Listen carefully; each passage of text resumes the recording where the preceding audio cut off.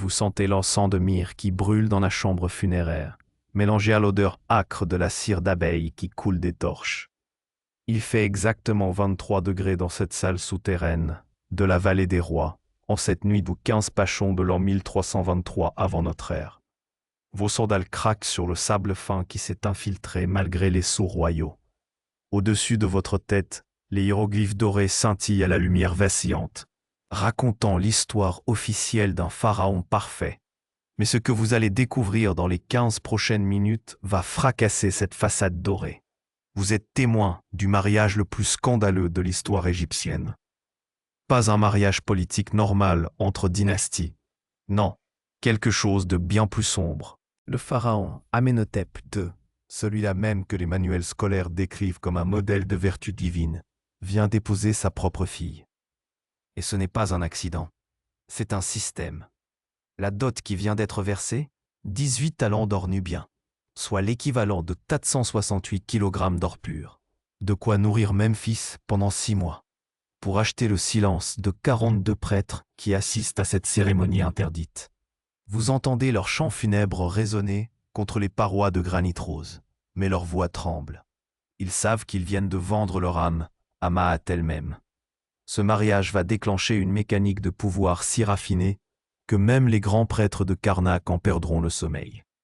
Et ce papyrus que vous voyez là, celui que le scribe Amenemeb est en train de gratter frénétiquement, il contient la preuve que l'inceste pharaonique n'était pas qu'un tabou brisé. C'était une technologie politique, une machine à concentrer le pouvoir divin dans les mains d'une seule famille, génération après génération, au prix de ce que l'humanité a de plus sacré.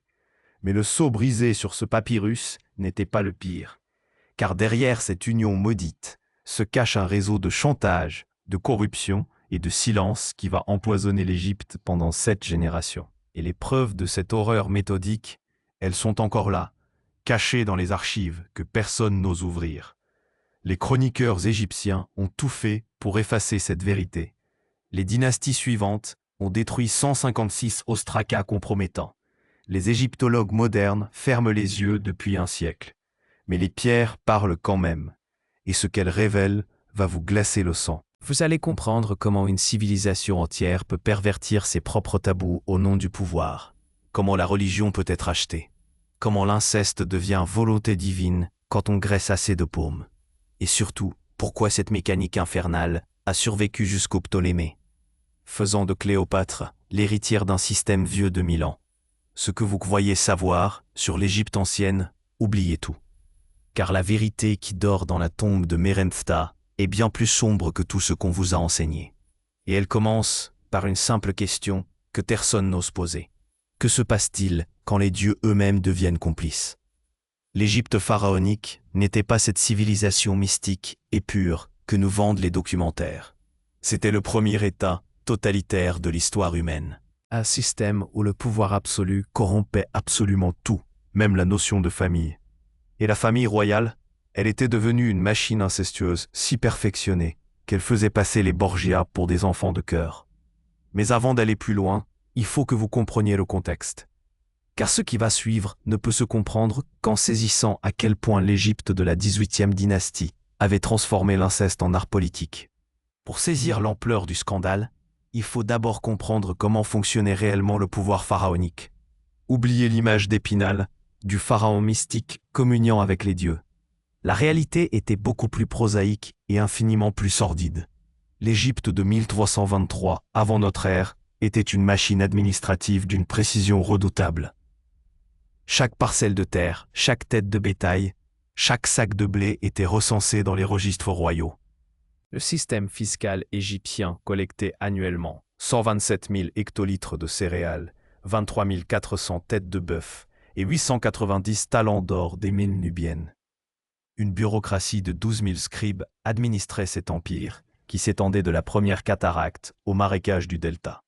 Au sommet de cette pyramide administrative siégeait le pharaon, mais pas seul, car voici ce que les manuels d'histoire oublient de vous dire. Le pouvoir pharaonique reposait sur un équilibre délicat entre 3 forces. D'abord, l'armée et sa caste de généraux nubiens qui contrôlaient les routes commerciales vers Couche. Ensuite, la bureaucratie des scribes qui tenaient les comptes et rédigeaient les décrets. Et enfin, le clergé d'Amon-Ra, qui détenait le monopole de la légitimité divine. Les chroniques royales de Turin nous apprennent que maintenir cet équilibre coûtait une fortune. Chaque année, le trésor royal versait 67 talents d'or au temple de Karnak, 34 talents aux généraux de Nubie et 89 talents pour corrompre les gouverneurs de province. Soit 190 talents d'or rien que pour acheter la paix sociale. Plus du quart des revenus de l'État. Mais il y avait un problème. Un problème que les pharaons avaient identifié depuis la 12e dynastie et qui les empêchait de dormir, la dilution du pouvoir divin. Car selon la théologie officielle, chaque pharaon était l'incarnation vivante d'Horus, le fils des dieux.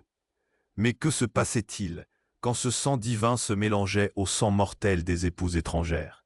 Que devenait la légitimité divine des héritiers? Les archives du temple de Karnak révèlent qu'en 1356 avant notre ère, sous Amenhotep III, cette question avait provoqué la première crise de succession de l'histoire pharaonique. Les prêtres contestaient la légitimité du prince héritier, né d'une épouse mitannienne. Ils exigeaient des preuves de pureté divine que le sang royal ne pouvait plus fournir. C'est là que naît l'idée monstrueuse.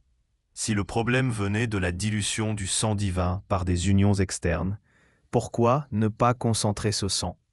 Pourquoi ne pas le purifier en le gardant dans la famille royale? Et si on poussait cette logique jusqu'au bout, pourquoi ne pas épouser sa propre descendance? L'inceste royal existait déjà, mais de manière sporadique. Des mariages entre frères et sœurs, parfois entre oncles et nièces. Mais ce qu'invente Amenhotep II dépasse tout ce qui avait été tanké, l'inceste vertical.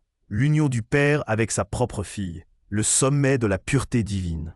Les registres de taxation thébains de l'an 2 du règne d'Amenhotep II mentionnent un transfert inhabituel de 18 talents d'or pour dot matrimoniale à l'intérieur du sang royal.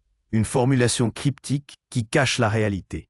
L'or servant à corrompre les témoins du premier mariage père-fille de l'histoire pharaonique. Mais comment convaincre les prêtres d'Amon-Ra de bénir une telle abomination? Comment transformer le tabou ultime en volonté divine? La réponse tient en un mot, chantage. Un chantage si sophistiqué qu'il va corrompre l'élite religieuse égyptienne pendant des siècles. Le grand prêtre Bakensu, celui-là même qui avait contesté la légitimité d'Amenhotep III, reçoit soudainement des donations exceptionnelles pour ses temples. 50 talents d'or d'un coup. Plus 12 domaines agricoles en Haute-Égypte. Plus le monopole du commerce de l'encens avec Punt. En échange de quoi? De son silence et de sa bénédiction. Car voici comment fonctionne la corruption pharaonique. On ne vous demande pas de mentir. On vous demande juste de réinterpréter la volonté divine. L'oracle d'Amon-Ra, miraculeusement, révèle que le sang divin doit rester pur pour préserver l'équilibre de Maat. Les scribes sacrés découvrent dans les textes des pyramides des passages qui légitiment l'union consanguine. Et les prêtres transforment l'horreur en théologie.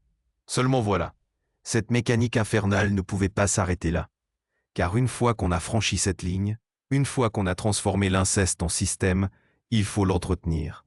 Il faut s'assurer que les témoins gardent le silence. Il faut éliminer ceux qui parlent. Il faut perfectionner la machine. Et c'est exactement ce qui va se passer. Car ce premier mariage père-fille n'était que la répétition générale. Le vrai cauchemar commence avec la génération suivante, quand l'enfant né de cette union maudite monte à son tour sur le trône.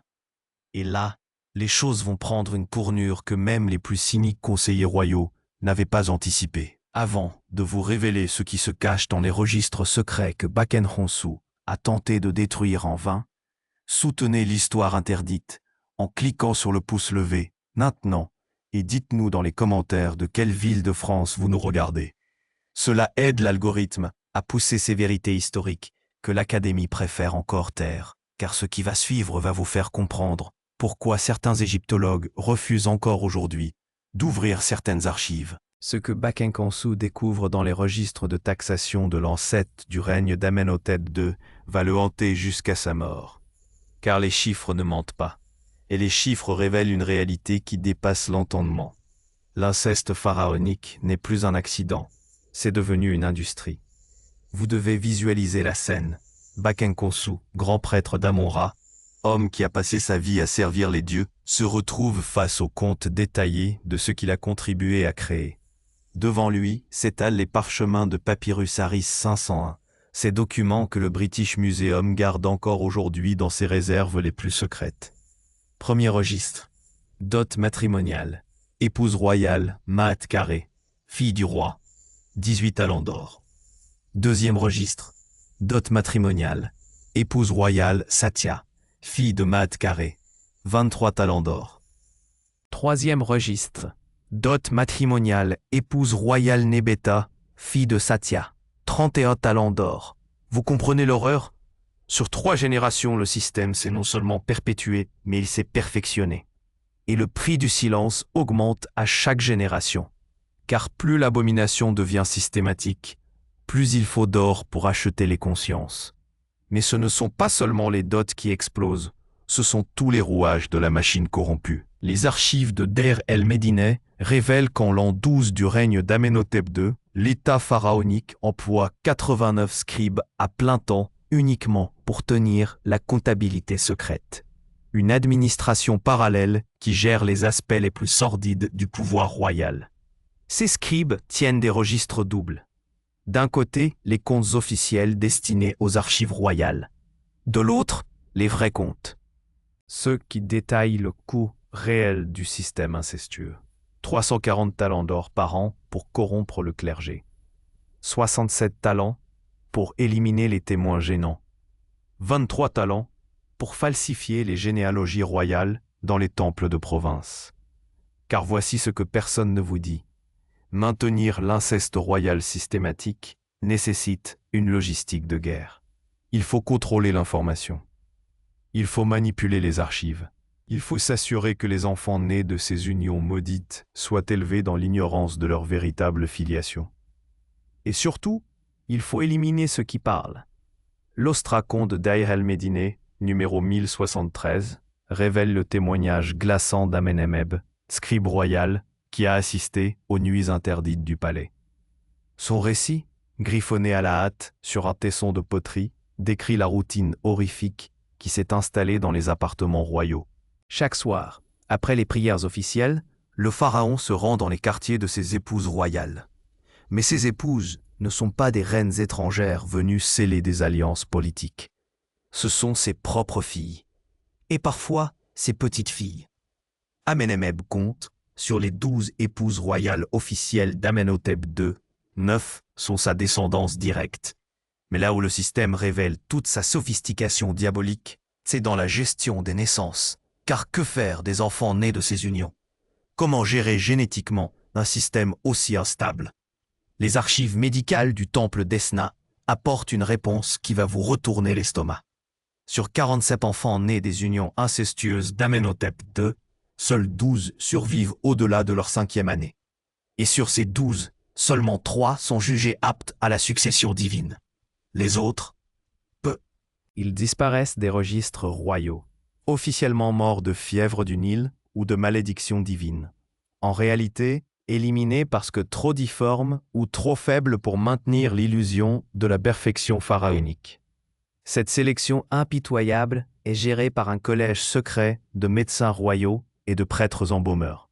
Ils évaluent chaque nouveau-né selon des critères stricts: capacité intellectuelle, malformation visible, force physique. Ceux qui ne passent pas les tests sont offerts aux dieux, euphémisme qui cache l'infanticide systématique.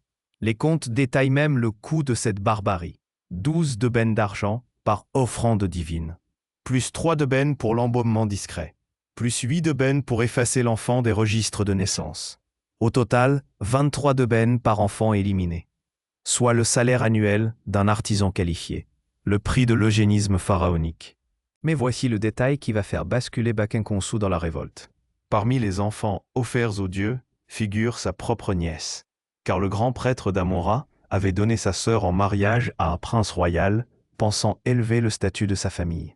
Il ignorait que ce prince était en réalité le petit-fils incestueux d'Amenhotep II et que l'enfant né de cette union porterait les stigmates génétiques du système. Cette découverte va transformer Bakenkonsu en ennemi mortel du pharaon. Et c'est là que l'histoire prend une tournure que les égyptologues modernes préfèrent encore ignorer. Car la résistance au système incestueux ne vient pas du peuple, trop ignorant pour comprendre ce qui se passe dans les palais. Elle vient de l'intérieur même du système. Des prêtres qui réalisent soudain qu'ils ont vendu leur âme au diable. La stèle de dénonciation de Karnak, gravée dans la pierre rouge de granit d'Assouan, porte encore aujourd'hui les accusations de Baken Khonsou contre l'abomination thébaine. Mais cette stèle a été martelée, grattée, puis regravée au moins 3 fois. Chaque fois qu'un pharaon tentait d'effacer les preuves, les prêtres les regravivaient. Et c'est ici que presque personne ne prête attention. Cette guerre silencieuse entre pharaons incestueux et clergés révoltés va durer près de 2 siècles. Une guerre souterraine où les armes sont l'or, le chantage et l'assassinat politique. Une guerre dont les cicatrices marquent encore les monuments égyptiens aujourd'hui. Car ce que Baken Khonsou ne savait pas encore, c'est que le système qu'il tentait de combattre avait déjà métastasé.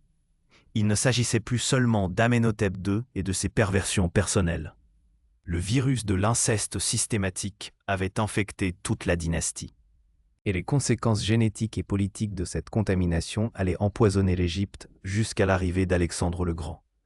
Accrochez-vous, parce que le pire n'est pas encore venu.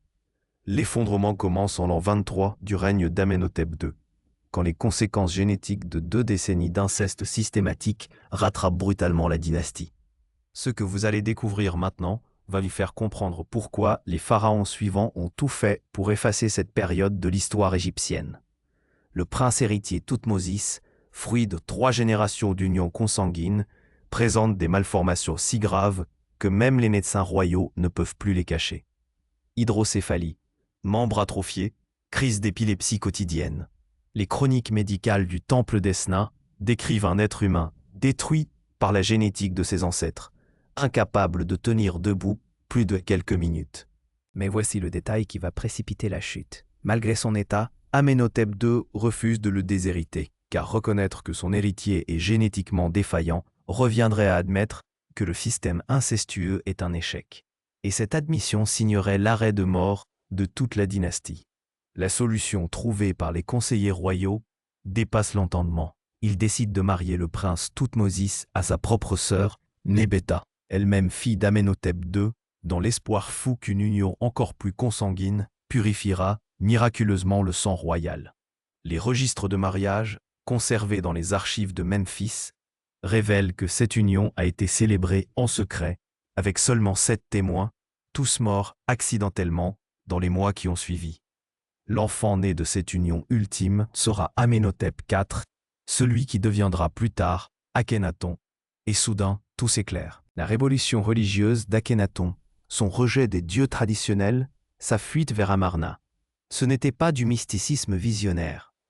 C'était la fuite désespérée d'un homme qui connaissait la vérité sur ses origines et tentait d'effacer les traces du crime génétique de ses ancêtres. Les correspondances d'Amarna, ces fameuses tablettes diplomatiques découvertes en 1887, prennent soudain un sens terrifiant. Quand les rois babyloniens et hittites évoquent le scandale Kisui-Ma'at ou l'abomination du double pays. Ils ne parlent pas de politique religieuse. Ils parlent de ce qu'ils savent sur les pratiques incestueuses de la famille royale égyptienne. La lettre EA27, envoyée par le roi de Mitanni, est particulièrement explicite. « Mon frère royal, les dieux de mes pères me défendent d'envoyer ma fille dans la maison où le sang s'épouse lui-même. » Traduction. Les puissances étrangères refusent désormais tout mariage diplomatique avec l'Égypte, sachant que la famille royale est génétiquement corrompue. Cette quarantaine internationale va isoler l'Égypte et précipiter sa décadence. Car sans alliance matrimoniale, pas de traité durable. Sans traité, pas de commerce stable. Et sans commerce, l'effondrement économique. Les registres de taxation montrent qu'entre l'an 20 et l'an 27 du règne d'Amenhotep II, les revenus royaux chutent de 34%. L'inceste systématique ne détruit pas seulement la génétique royale, il ruine tout l'empire. Mais le coup de grâce vient de l'intérieur. Baken Khonsou, le grand prêtre qui avait d'abord accepté la corruption, organise la première révolte religieuse de l'histoire pharaonique. Soutenu par 127 prêtres de Karnak et 89 prêtres de Memphis. Il proclame que les dieux ont retiré leur protection divine à Amenhotep II. La preuve. Les fléaux qui s'abattent sur l'Égypte. Épidémie de dysenterie dans le delta. Récolte catastrophique, 3 années de suite. Révolte des gouverneurs nubiens qui coupent l'approvisionnement en or. Et surtout, la stérilité qui frappe soudainement la famille royale sur les 23 épouses royales d'Amenhotep II. Plus aucune ne donne naissance après l'an 25 de son règne. Cette stérilité soudaine n'est pas divine.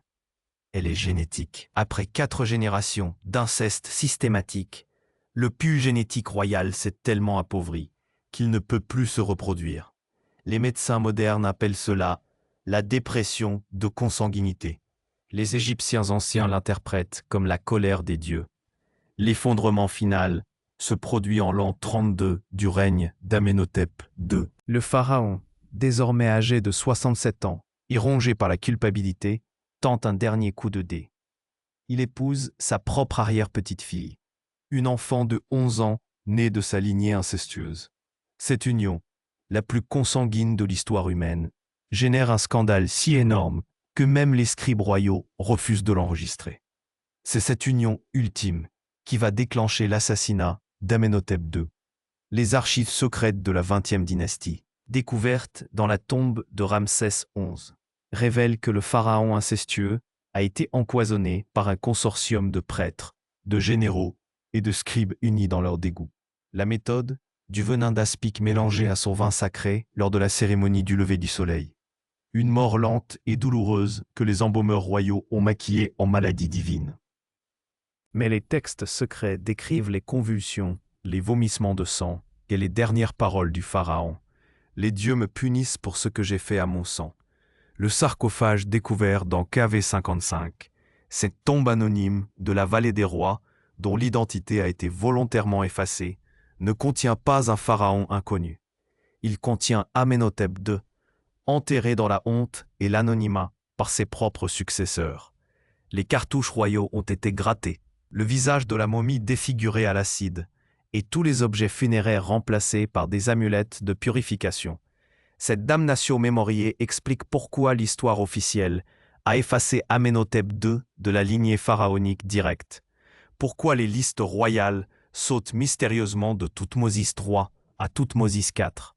Pourquoi certains règnes ont été délibérément raccourcis dans les chroniques. Mais le virus incestueux survit à son créateur, car le système qu'Amenhotep II a mis en place ne meurt pas avec lui. Il se transmet, s'adapte, évolue. Les dynasties suivantes vont raffiner la méthode, la rendre plus discrète, plus acceptable socialement. Et cette technologie de pouvoir va traverser les siècles jusqu'aux Ptolémées, faisant de Cléopâtre l'héritière directe d'une lignée maudite vieille de 1000 ans. Les conséquences génétiques de cette folie systématique marquent encore aujourd'hui les momies royales. Les scanners révèlent des malformations, des déficiences immunitaires, des pathologies neurologiques qui témoignent de siècles d'union consanguine. L'Égypte pharaonique a payé son obsession de la pureté divine par la dégénérescence physique de ses élites. Et voici la question qui vous hantera désormais. Combien de civilisations ont-elles secrètement franchi cette ligne rouge? Combien de dynasties ont-elles sacrifié leur humanité sur l'autel du pouvoir absolu? Car l'histoire d'Amenhotep II n'est peut-être pas une exception. C'est peut-être juste l'une des rares fois où les preuves ont survécu aux tentatives d'effacement. L'héritage de cette folie dépasse largement l'Égypte ancienne. Il pose la question fondamentale de savoir jusqu'où une civilisation peut aller dans la perversion de ses propres valeurs lorsque le pouvoir est en jeu. Et cette question, 3000 ans plus tard, reste terriblement d'actualité. Pour découvrir comment cette mécanique incestueuse s'est perpétuée jusqu'à Cléopâtre et pourquoi les Ptolémées ont systématisé ce que les pharaons avaient inventé, cliquez maintenant sur la vidéo qui s'affiche à l'écran.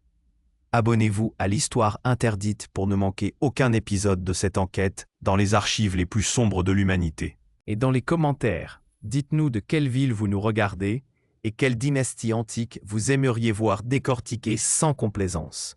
Car les secrets de l'histoire ne demandent qu'à sortir de l'ombre, pour peu qu'on ose les regarder en face.